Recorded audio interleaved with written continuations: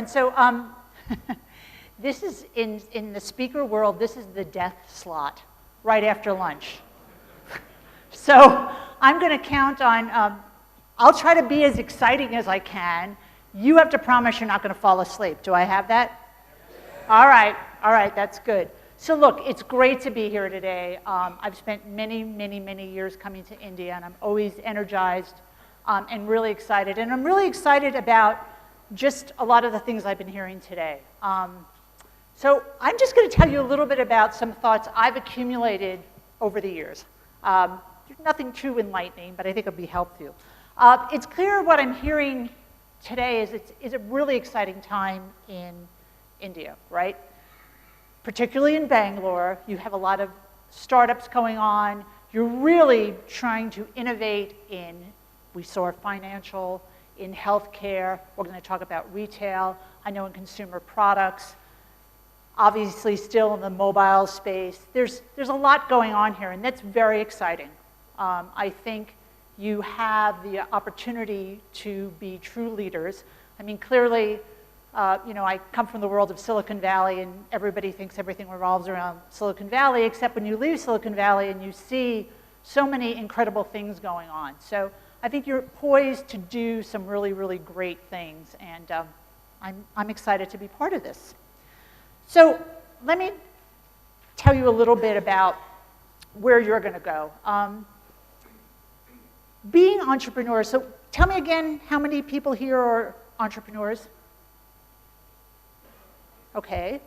And how many of you have been entrepreneurs and led companies before? Okay, so that's what I'm going to talk about. Because at some point, you're going to be leaders. You're going to be leaders of companies, leaders of people, leaders of your domain. And with that comes a particular skill that you have to learn. It's not just about the idea. It's not about getting that idea to market. Now you've got to build a company. I always kind of, talk about the wedding versus the marriage, right? This is about really understanding how to grow and how to get to that unicorn. Although I just want to say one thing about the whole unicorn. Isn't a unicorn a mythical creature? So I don't understand that these are real companies that are billion-dollar companies. So anyway, that's just my little side note. I never quite understood why they talk about that. But so let me tell you a little bit about me. You shared a little bit. I'm not your typical CEO out of central casting. I actually come from the humanities side of things. I have a degree in theater and film. How the heck did I end up here? I have no formal business training. It's something I've had to learn over the years, and the road of hard knocks and learning it, but I have. But I guess what I'm telling you is there's no one-size-fits-all. That's the beauty of entrepreneurship. That's the beauty of getting something off the ground. So what I'm going to share with you are things that I've learned. What I'd like you to do is look and see if there's nuggets in there where you can begin to know yourself, where you can begin to recognize what makes you successful. That's what this is all about. So when I became president of Frog, someone gave me this book. How many of you have read this book, The Art of War? Okay. So people told me, the person's like, he was very excited, and he said, this is the de facto book for CEOs. So I was like, okay. I read the book, and I was kind of, all right, it was interesting. The book was written 500 years before the birth of Christ by a Chinese general, and obviously it's about how to win against your opponent. I put the book on it, I read it, I put the book on a bookshelf, and I recently, when I was cleaning out my home, donated to a library, and it got me thinking. Because I was really certain then, as I am now, that war is not the answer. You don't have to declare war on people. And that's kind of been a guiding principle of mine in terms of how I've been successful in what I've done. I've never declared war on a competitor or a client or an employee. I come again from the humanities side. I think the best way to lead and to motivate is to really understand your people, to get to know people really well, to get to know their strengths and their weaknesses and guide them. And I think If you do that, it's your guiding star. Doesn't mean I don't like numbers. Everybody's, as I said, I've learned through the years the importance of data. We've talked a lot today about the importance of data and what that brings in. Several people I've spoken to all have startups relating to some sort of data. That's very important. But the importance of data is how do you take big data and make it small and make it important to the particular topic that you're talking about. Make it palatable for people to understand it. And for me, managing a business is not just managing things from spreadsheets. You can't manage a business from the bottom line. From the bottom of the spreadsheet up, you cannot manage a business, especially a business that has people. It's not like running a machine. It really is like choreographing a dance. So in my career, I've had to make many decisions that didn't make sense. And people thought I was, in fact, insane. So several years ago, we talked a lot this morning about the mobile payments industry. And this was several years ago. We had been contracted, this is when I was at Frog, we had been contracted by a large bank in the US. They wanted to understand mobile payments. They had seen this phenomenon. They wanted to understand it. They weren't going to act on it too quickly, but they wanted to understand it. So our team quickly did research. And what they found was the place they needed to go was Afghanistan. Now, at that time, probably today also, sending a group of young, very knowledgeable, but very naive designers and design thinkers to a place like Afghanistan is probably shocking to the system. So the team was really, really passionate about this. They had done their research. They realized that at the time, only 3% of the people in Afghanistan had a bank, any sort of banking. They did most of all their payments on mobile payments. They wanted to get there. And you're like, this is not sounding good. Let me talk to our attorney. Let me talk to the HR person, who then led me to our insurance person. And in the U.S., insurance is your death knell. Like everybody said no. Like we're not going. If anything happens to them, we're not going to be liable. You can't do this. This is terrible. It's not going to happen. And all the data told me not to send. You don't send people there. So I go in and I'm going to tell the team. Walk into the room, and I looked at them, and I'm going to deliver this message, you're not going. But my gut said, this is wrong, because this team was going to go anyway. They were going to take vacation time, the client was paying for the trip, they were going to do it anyway. And so I said, okay, let's go through it. Where are you going to be? How much in danger are you? And the truth is, they weren't. They went. And many years before people had so much information about mobile payments, we became leaders in that, and it really helped in our business. Now, that was a risk. I took a risk. To this day, the person that was the head of human resources at Frog doesn't talk to me about this subject. He still gets upset. But I felt like I needed to just do what was right for the business at the time, what was right for those employees who were so passionate about it. So we took a risk and it paid off. Risks don't always pay off. Everybody loves to talk about this thing called failure. And I find the whole thing about failure fascinating. We talked before in the previous sessions, we were talking about research, healthcare research, right? And in the scientific world, failure is a part of the process, right? The more you fail, the more you learn. And the more you're able to find your hypothesis, and the more you're able to hone in on what the solution is. So in business, that's the total opposite. You fail, you're fired. You fail, you're out. You fail, you're a failure.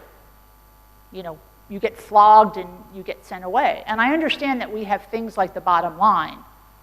But if you don't have an evolution, if you don't have a process, there's no way for you to learn, how are you going to get good at anything? And that's in business too. And we've put so much emphasis on this concept of failure that we're forgetting that this is just a process. And that's what I call it. This is a process to learn. And I, in my career, have had epic fails. I mean, like serious epic fails. I call one my $50 million fail. That's how much it cost the company we were working with when the project failed. And let me tell you, that was not a pretty situation. But I had to learn, and they had to learn. And it was through, really, both things that we did, things our client did at the time, that caused such a disastrous and catastrophic result. Now, we could have played the blame game, and we could have just never spoken to each other once, ever again, and everybody could have went away mad. But that's not constructive. We all would not have learned anything at that point. And so, as hard as it was at the moment, and let me tell you, I was hoping for tsunamis, earthquakes, like I was praying for that to happen to get out of this mess, but it didn't. But what we did was we spent several long days together figuring out a path forward, working through the solution. My team was with me. And I think I know what came out of that was a long-standing relationship, more work, a path forward, and we took what was, as I tell you, an abysmal situation and turned it into something good. And we learned, and we all learned so much from it. Until this day, I think about that, and situations that happened during that period remind me when I need to correct myself and do better. So I think, it's part of that process, and it's really good. But you have to know yourself. You have to know who you are as a person. You have to understand your strengths, your limitations. You have to work on those limitations. And more importantly, you have to hire the right team around you. Being an entrepreneur and being in a startup, it's like everybody does everything and it's really great. And that's good for a while. But now you've got to go build the business. And when you go and you build your business, you're not the maverick. You're not going to ride in on your white horse. You need an incredible team of people to help you. And your success really depends on you understanding your limitations and hiring the right team around you so you can strengthen each other. So my view is leadership is all about what I call theory of the mind. Okay, this is not the part where you fall asleep. Everybody perk up here. This is the touchy-feely part of this, all right? Theory of the mind is really another term for empathy, emotional intelligence. Now, we call it theory of the mind because empathy is the ability to understand people's thoughts and behaviors. And it's a theory because we really can't do that. But you can intuit it. And it turns out this is a skill you can learn. It's not like, oh, you have better emotional intelligence than I do. No, you can actually learn this skill. In fact, the more you practice it, the better you get at it. So why is that important? Why is that important? It's important because if you can understand people's feelings, what they're thinking, where they're coming from, and they understand that about you, you can make better decisions. It is no different than the data that you're getting. It's no different than a spreadsheet. It's a different point of data that you get. Now, there's a lot of, what I'm finding is, I've always talked about this, but in the last 18 months or stuff, there's just like tons of press around empathy. And this is not, I don't want you to confuse it with sympathy. We're not feeling sorry for people and feeling woe is me. We're using this information to understand people's thoughts and feelings so that when you do have to make decisions, people understand that you've taken that into account. You've taken into account their point of view. Listen, everybody that works for you wants to feel like they have a part in something. Nobody wants to be the cog in the wheel. Everybody wants to feel like they have a voice. Everybody wants to feel like they've been listened to. Even if you don't take what they say literally and implement it, they want to know that you've listened and that you understand. So I'm very categorical. If you walk away with anything from this presentation, walk away with, I think empathy is one of the most important skills you can have as a business leader. If you're going to lead an organization, being empathetic is critical to what you do. If you want this organization to be successful, if you want it to grow, and we'll talk about later all the things that we're hearing now about organizations that don't have that. You want to create, as a leader, the right environment for your team. You want people to feel empowered. You want them to know that they could be successful here. Because when they feel that way, when they feel empowered and successful, this is where you have intense creativity. This is where, the concept of design thinking, which is really problem solving. By the way, if you walk away also, design thinking is your ability to solve a problem without knowing what the answer is in advance. So you don't go any with preconceived notions of what the answer is. So you want people to be able to be open to think about this. And the reason this is important is we have to change all the time. We talked this morning about the financial industry and how they're dinosaurs. Somebody used the term, they were waiting for the meteor shower to happen before to wipe them out. Change is inevitable. So my view about change is embrace it because it's going to happen. But you've got to take a whole company along with you. And how they're going to come along with you and how they're going to feel good is if they know that you understand them. And they know that you understand what they're thinking, how this is going to affect things. The biggest issue with change in most organizations is employees don't understand how it's going to affect them. And they get scared. And so if they understand that you have their best interest at heart, they're going to come along with the change. When I was at Frog, one of the models, one of our tenets was change. Change is fun, so just embrace it. And there was constant change. And we would just, that was my headline. Change is fun, and they knew something else was going to happen. Because in a business like Frog, which is an innovation firm, you have to stay, you're not following a trend, you're inventing a trend. And so you have to really be bold in terms of going out there and finding things. But you have to make sure people were comfortable with that, and they were comfortable with it if they know that you have their best interest at heart. So what happens? What happens when you have an environment like this? You give people the support they need to push through challenges. Everybody's challenged every single day at work.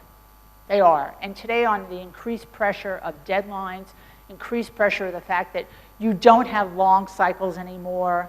It isn't we talked this morning about a 24-month, product cycle. No. Today, people are iterating constantly and changing. And so you want people to feel that they can succeed. And when they do that, when that happens in an organization, what you see is greater collaboration, increased productivity, greater creativity. You don't ever want that creativity to stop in your organization. You don't ever want it to shut down. That is what is going to make the difference in your business. It's transformative for companies when this happens. And we could all name those 5 or 6 companies we know that utilize this type of behavior. Most companies don't. Most companies are based on this command and control, and ultimately, that doesn't work. Ultimately, it leads to failure. You have organizations, we talked this morning about GE. I've worked with GE for 15 years, and it's been fascinating to watch how they've transformed their organization from a command and control organization into a much more collaborative organization. They've got reams of consultants in there helping them do that, but it's been very interesting to watch the transformation, And what's more fascinating about it is to see that they are really the only dinosaur survivors around. It's also interesting to watch how a lot of upstart, new companies are institutionalizing this empathy in their DNA. They talk about millennials being far more sensitive to this, to wanting to do good. And so they are institutionalizing this empathy. So we are going to start to see more businesses, I hope, that understand that as important, you need data, absolutely, but you need to understand people too. Now, what does understanding people also mean? Understanding people also means not just for your employees, but I'm constantly fascinated by the amount of people that create products and services and never talk to their customers and never understand what they're creating. That's equally as important as you go out and you build your business, is to understand the problem you're solving and who you are solving it for. Those two are also very critical. That's empathy. And that's taking that information and putting it back into the product or service that you're creating.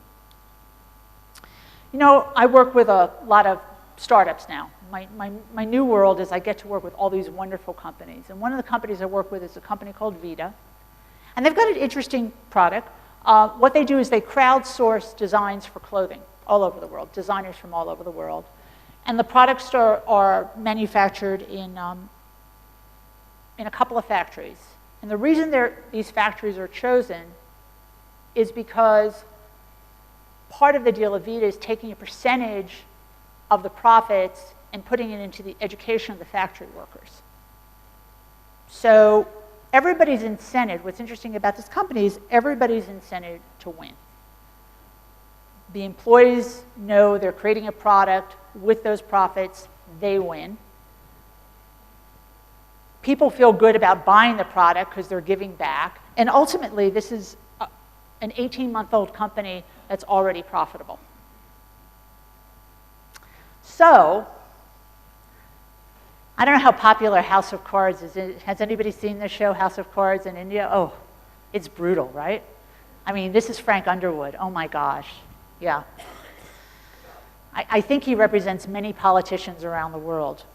You know, it's shocking to me, as important as we know empathy is, it's still business as usual. And I've had people ask me, isn't it a female thing? It's warm and fuzzy. It's cold. As if there's something wrong about that. As if being warm or gracious or caring doesn't belong in business. Ladies and gentlemen, that is so wrong. That is so wrong. You know, I'm as hard as you can be in business. I could make incredibly difficult decisions, but I could also take care of my employees. And what I've learned is that drives and motivates people. You know, my favorite band is the Ramones, so I always have to have a Ramones quote in everything that I do. They have a song called Ignorance is Bliss. And my feeling is you can be ignorant about this. You can say, hey, I don't have to care about this stuff because why? Why bother?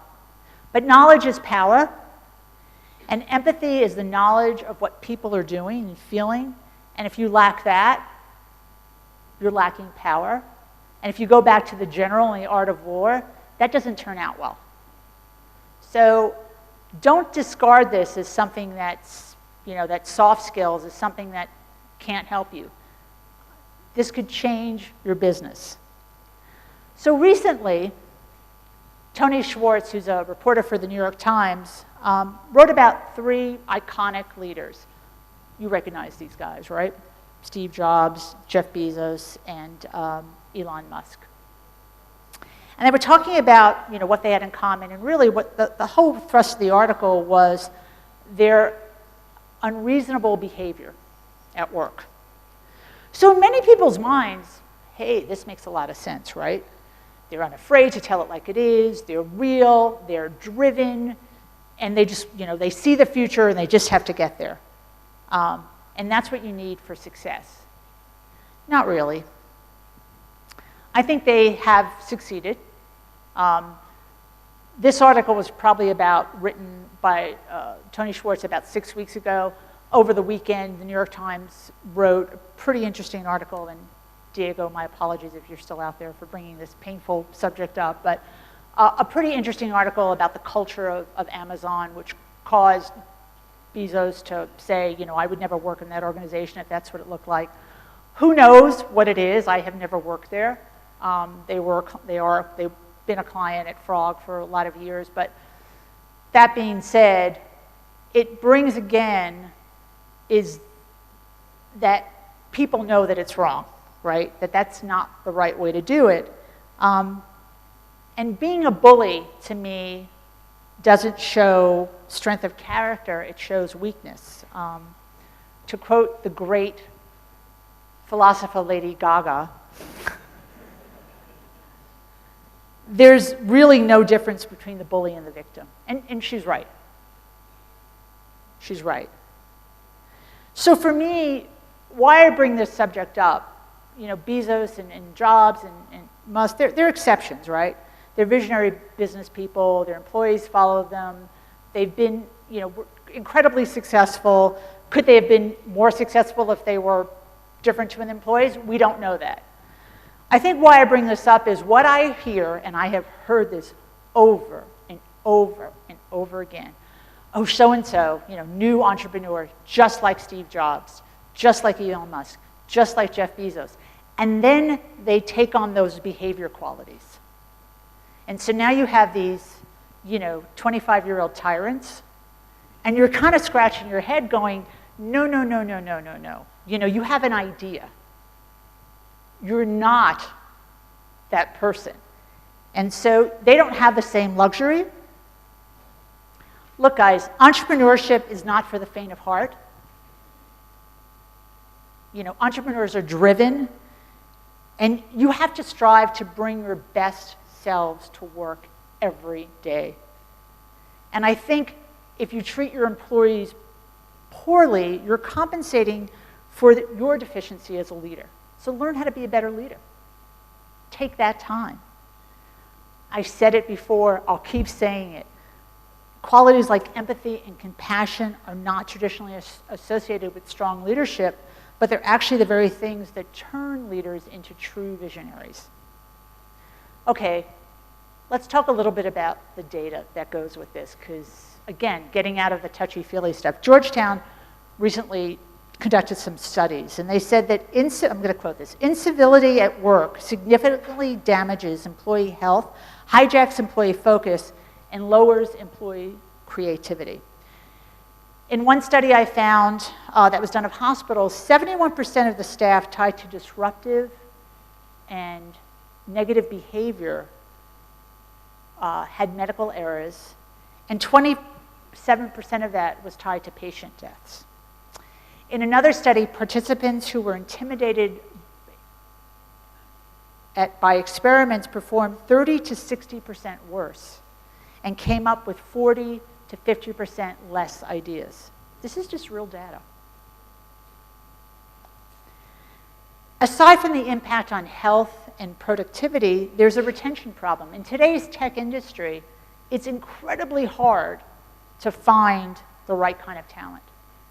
I know all of you suffer from that. Everybody I talk to has talent issues. So you want to retain your talent. And retention today can sometimes cost, if you lose your talent, 1.5 to 2 times an employee's salary, not to mention the cost of all that knowledge that walks out the door when an employee walks out the door. So I think at a time where employees and businesses live and die by their intellectual capital, they simply can't afford a toxic culture. And I've been there. I've seen it. I have been in and out of thousands of companies. That's the benefit of being a consultant, right? You go in and out of businesses. And I could validate what these studies have said. A toxic environment is a paralyzed environment. It's unproductive. People are afraid to make decisions. It becomes very much, I call it the pyramid, it's command and control. There's one, they're afraid to make that decision because they don't want to rattle people. That's not the business you want to build. That's not how that's not where your best creativity is going to come from. It's not where you're going to be able to make change. It's not going to be where you're going to be able to test things and learn. That's not the business you want. As leaders, it is your job to set the right tone. It's your job to help your employees. That's your job. That's the difference, I think, when, after you've made the product or come up with the idea, you forget that you actually have to run this business, and this business now has employees, and it's your responsibility. And every single employee wants to do their best. I would say that 99.9% of the people that you work with want to just do the best job. There's always that fringe 0.1% that really just want to go have a beer every day, but that's a different story. I think it's more than a moral, ethical responsibility. I think it's your responsibility as a business leader running a good business. I really feel like if you're not listening to your employees, you're admitting 50% of the information you need to make good decisions. Leaders are often perfectionists. So we sometimes forget that you can't be good at everything. But if you have to make those tough decisions, you want to make sure that you have employees that are going to support you and understand why you're making those decisions. So for me, business is very much this team sport. I personally never got into the thrill of bossing people around, twisting arms, not my style. My strengths are in organizing, planning, strategizing, coaching the team to perform at the highest level, understanding that their needs, and if I could really impact where this business was going.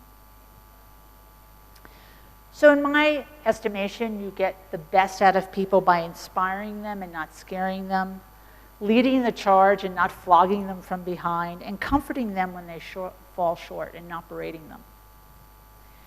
Everybody appreciates the human touch. Everybody. And today's employees want to have meaning in a larger context. They want to have connection between what they do at work and what they do in their personal life. There is no really distinction anymore because we are a 24/7 society, because we're tethered and connected. Those lines are all blurred.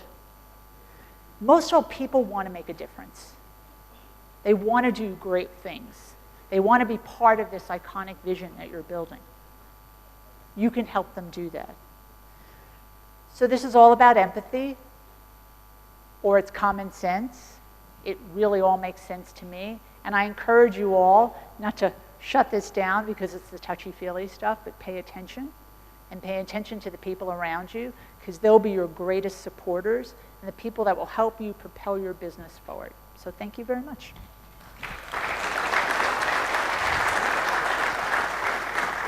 Thank you, Doreen. If you just stay on for just Questions? a minute, a quick couple of questions from Twitter. We just have time for two. There's one from Nikhil which says, what are your thoughts on Ben Horowitz's theory about peacetime CEOs and wartime CEOs being different? I don't think I think that's a great question. Where are you? Great question. I'll tell you why. In today's environment, you're almost always a wartime CEO, right? Because competition is fierce. People have the ability to start businesses quicker. So your need to have the support of your employees to help you get there is very important. And so this is where understanding people and having people support and helping you through that and going that extra mile makes a difference. And so I don't think there's a difference. In fact, that's exactly why you want to have people really wanting to be with you and really wanting to work with you, not feeling sick to their stomach and having to go to the hospital. So that would make for a very thin edition of War and Peace. The next question is from Vinay, which says, how did you build teams at Frog when some corporations realize design should be core in-house activity? Okay, so I can't tell you, I gotta just say this, I can't tell you how happy I am that everybody's talking about design. So yay. I spent my whole professional career trying to talk about the ROI on design. And it's here. You know, I used to have to sit in the back of a conference room with the CEO. Now I can sit with the CEO and we could talk about design. But here's the one important thing about a team, a design team. It shouldn't be a checkbox.